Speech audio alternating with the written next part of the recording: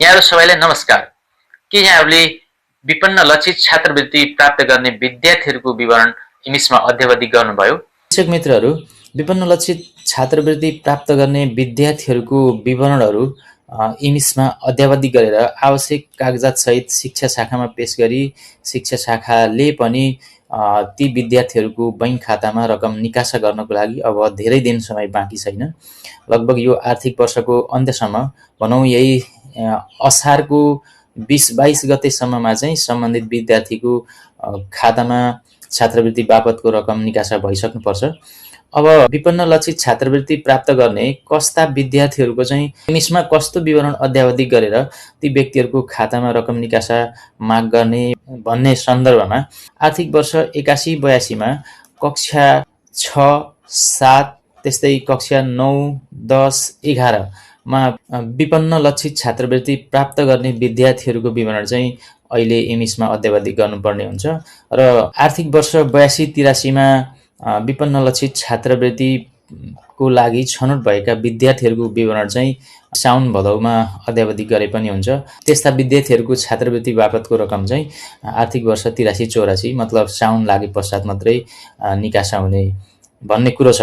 तसर्थ आर्थिक वर्ष 81-82मा कक्षा 6, 7, 9, 10, 11मा विपन्न लक्षित छात्रवृत्ति प्राप्त गर्दै गरेका विद्यार्थीहरूको विवरण चाहिँ अहिले हामीले इङ्ग्लिसमा अध्यावधि गर्नुपर्ने हुन्छ।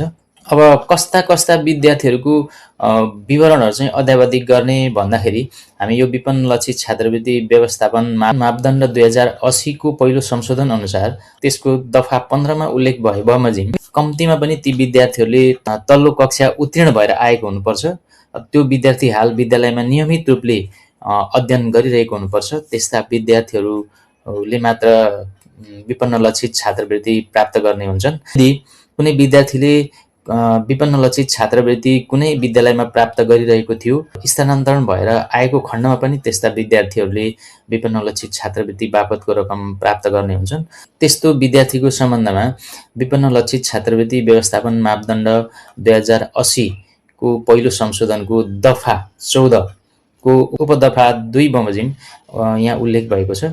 यस्तो खालको स्थानान्तरण प्रमाणपत्र तथा छात्रवृत्ति प्राप्त गरिरहेको छात्रवृत्ति कार्ड चाहिँ स्थानान्तरण भएको विद्यालयमा विद्यालयले लैजानुपर्नेछ र यस मापदण्ड बमोजिमको विवरण सम्बन्धित विद्यालयहरूले अध्यावधि गराइदिनुपर्नेछ र यसरी ट्रान्सफर भएर आएको विद्यालयले चाहिँ ती विद्यार्थीहरूको विवरण चाहिँ इङ्ग्लिसमा अध्यावधि गराइदिनुपर्छ। त्यस्ता विद्यार्थीहरूले पनि स्थानान्तरण भएर आएका विद्यार्थीहरूले पनि यो छात्रवृत्ति प्राप्त गर्न सक्छन्।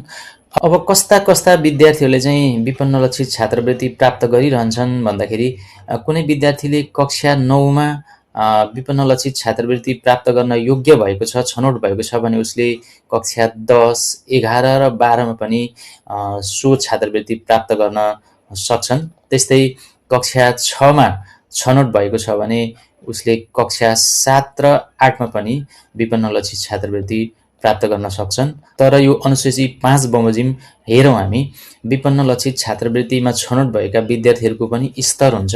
प्रथम क्वाइन्टाइल, फर्स्ट क्वाइन्टाइल, सेकेन्ड क्वाइन्टाइल र थर्ड क्वाइन्टाइल हुन्छ। फर्स्ट क्वाइन्टाइल भनेको अति गरिब, सेकेन्ड क्वाइन्टाइल भनेको चाहिँ मध्यम गरिब र त्यस्तै थर्ड क्वाइन्टाइल भनेको चाहिँ सामान्य गरिब। यस्तो प्रकृतिको हुन्छ, यसरी वर्गीकरण गरिएको हुन्छ। र हामीले यो पिएमटी अध्यावधि गर्दा के कुरा याद गर्नुपर्छ भने कतिपय अवस्थामा यस्तो पनि सुनिएको छ, पिएमटी छात्रवृत्तिमा छनौट भएको सूचीमा विद्यार्थीको नाम थियो तर छात्रवृत्ति रकम प्राप्त भएन भन्ने गुनासो पनि सुनिएको छ। त्यो अलिकति कुरा अस्पष्ट भएर त्यस्तो भएको। हामीले के कुराको याद गर्नुपर्छ भने विद्यार्थीको नामावली प्रकाशन हुँदा सो विद्यार्थीको कुन क्वाइन्टालमा चाहिँ नाम प्रकाशन भएको छ त्यो याद गर्नुपर्छ। प्रथम क्वाइन्टाइलमा नाम निस्किने सम्पूर्ण विद्यार्थीहरू चाहिँ नियमित अध्ययन गरिरहेका छन् भने ती विद्यार्थीहरूले चाहिँ छात्रवृत्ति स्वतः पाउने हुन्छन्। त्यस्तै सेकेन्ड क्वाइन्टालमा नाम निस्किने सम्पूर्ण छात्रा भनेको छोरी मान्छे, गर्ल्स हरूले यो छात्रवृत्ति प्राप्त गर्न योग्य हुन्छन्। तर सम्पूर्ण छात्र बोइज विद्यार्थीहरूले भने यो नपाउन पनि सक्छन्। कक्षा 6-7 बोइजहरूको नाम सेकेन्ड क्वाइन्टल अर थर्ड क्वाइन्टलमा निस्क्यो भने यो छात्रवृत्ति प्राप्त गर्न योग्य हुँदैनन्।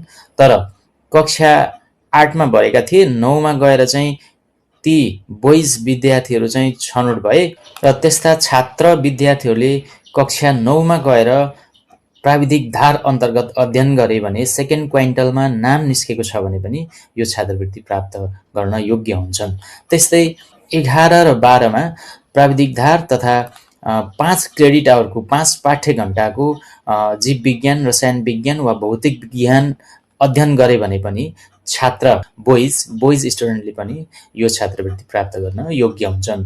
त्यस्तै थर्ड क्वाइन्टलमा चाहिँ कस्तो विद्यार्थीले मात्रै प्राप्त गर्छ भने गर्ल्स स्टुडेन्टको नाम थर्ड क्वाइन्टलमा नाम निस्केको छ र त्यो छात्रा विद्यार्थीले चाहिँ 11 र 12मा 5 पाठ्य घण्टाको विज्ञान विषय वा प्राविधिक धार अध्ययन गरेको छ भने मात्रै थर्ड क्वाइन्टलमा नाम निस्केको छात्रा विद्यार्थीले पनि यो विपन्न लक्षित छात्रवृत्ति अन्तर्गतको रकम पाउन योग्य हुन्छन्। अब कति रकम प्राप्त गर्छन् भन्दाखेरि प्राविधिक धार अथवा विज्ञान विषय लिएर अध्ययन गर्ने कक्षा 11 र 12मा अध्ययन गर्ने सम्पूर्ण विद्यार्थीहरूले फर्स्ट क्वाइन्टलमा छात्र, सेकेन्ड क्वाइन्टलमा पनि छात्र र थर्ड क्वाइन्टलमा चाहिँ छात्राले मात्रै प्राप्त गर्ने हुन्छन्। सबैले 24,000 रुपियाँको दरले वार्षिक रूपमा यो छात्रवृत्ति प्राप्त गर्ने हुन्छन् भने त्यस्तै 11 र 12मा सामान्य विषय लिएर यो माथिको प्राविधिक धार अथवा विज्ञान विषय बाहेक अन्य विषय लिएर अध्ययन गर्ने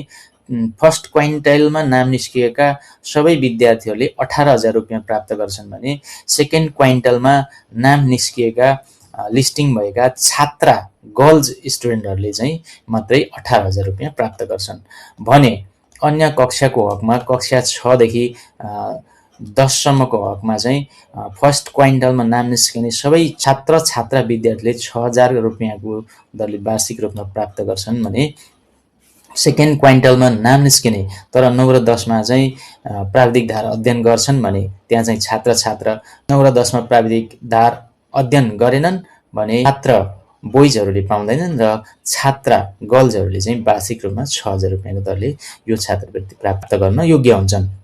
अब इमिसमा हामीले के कुराहरू अद्यावधि गर्नुपर्छ भन्दाखेरि यो विपन्न लक्षित छात्रवृत्ति व्यवस्थापन मापदण्ड 2080 को पहिलो संशोधन अनुसार यो अनुसूची 3 मा भएको कबुलियतनामा सम्बन्धित विद्यार्थीको अभिभावक र विद्यार्थीलाई यो कबुलियतनामा विद्यालयले गराउनु पर्दछ र यो गराइसके पश्चात विद्यालयहरूले यसलाई जेपीजी फर्मेटमा बनाएर इमिसमा अपलोड गर्नुपर्ने हुन्छ। अब हामी इमिसतिर लागौँ। इमिस खुलिसकेपछि यो EIE PMT UMS भन्नेमा क्लिक गरौँ र यो तेस्रो PMT स्टुडेन्ट भेरिफिकेसनमा भन्नेमा क्लिक गरौँ। इयर 2083 छानौँ र अहिले भनेको 83मा कक्षा 7 वा 8मा अध्ययन गर्ने विद्यार्थीहरूको विवरण भर्नुपर्ने हुन्छ। 7 र 8 लोड गरौँ छैन। त्यस्तै 10 र 11 को हेरौँ। 10 मा छ यहाँ अब इज स्कुल भेरिफाइडमा पनि क्रस छ, इज पालिका भेरिफाइड भनेर पनि क्रस छ। यसलाई हामीले अब स्कुलबाट भेरिफाई गर्नुपर्ने हुन्छ। त्यसको लागि एक्सनमा क्लिक गरौँ। एक्सनमा क्लिक गरेर अब यहाँ त्यो विद्यार्थीको बैंक डिटेलहरू हामीले फेरि एकचोटि भेरिफाई गरौँ। बैंक डिटेलहरू ठिक छ छैन हेरौँ। हामीले अहिले 10 कक्षाको भर्दैछौँ। यो विद्यार्थी 10 कक्षामा अध्ययनरत छ, ऊ पाउन योग्य छ भने उसले कक्षा 9 मा अस्ति 2082 को वार्षिक परीक्षामा कक्षा 9 मा कति जिपिए ल्याएको छ त्यो जिपिए यहाँ हाल्नुपर्ने हुन्छ र अघि भनिएको कबुलियतनामा यहाँबाट चुज फाइल गरेर त्यो कबुलियतनामा कहाँ राखिएको छ त्यो कबुलियतनामा हामीले यहाँबाट ल्याएर यहाँ चुज गरेर अपलोड गर्नुपर्ने हुन्छ। त्यसपश्चात त्यो इज स्कुल भेरिफाइड भन्नेमा टिक लगाउनु पर्ने हुन्छ र यहाँ सेभ बटनमा क्लिक गर्नुपर्ने हुन्छ। त्यति गरिसकेपछि यो विद्यार्थीको हामीले अद्यावधि गर्यौं। अब त्यस्तै कक्षा 11 मा हेरौँ। कक्षा 11 मा छैन। कक्षा 12 मा हेरौँ। कक्षा 12 मा पनि छैन। यसैगरी हामीले यो आर्थिक वर्ष 2082-83 को अन्त्यमा अहिले हामीले गर्ने भनेको चाहिँ कक्षा 6 र 9 बाहेक अरु कक्षाहरुको तत्काल गर्नुपर्ने चाहिँ र कक्षा 6 र 9 भनेको चाहिँ गत शैक्षिक सत्रमा हामीले PMT भरेका विद्यार्थीहरुको चाहिँ सूची हो। त्यसको चाहिँ हामीले आउने साउन लागिसकेपछि चाहिँ हामीले विवरणहरु अद्यावधि गर्नुपर्ने हुन्छ। हामीले तत्काल चाहिँ कक्षा 6 र 9 बाहेक अरु पिएमटी छात्रवृत्ति प्राप्त गर्ने विद्यार्थीहरूको विवरण चाहिँ इङ्ग्लिसमा अद्यावधि गर्नुपर्ने हुन्छ र सम्बन्धित डकुमेन्ट चाहिँ हामीले सम्बन्धित कागजात चाहिँ हामीले आफ्नो शिक्षा शाखामा पेश गर्नुपर्ने हुन्छ। यदि तपाईँहरूलाई यो भिडियो उपयोगी लागेमा लाइक, सेयर र कमेन्ट गरिदिनु होला र यदि सब्सक्राइब गर्नुभएको छैन भने यस्तै उपयोगी भिडियो प्राप्त गर्नको लागि यहाँहरूले मेरो च्यानललाई सब्सक्राइब गरिदिनु होला। हस्त भिडियो अन्त्यसम्म हेरिदिनु भएकोमा यहाँहरूलाई धेरै धेरै धन्यवाद।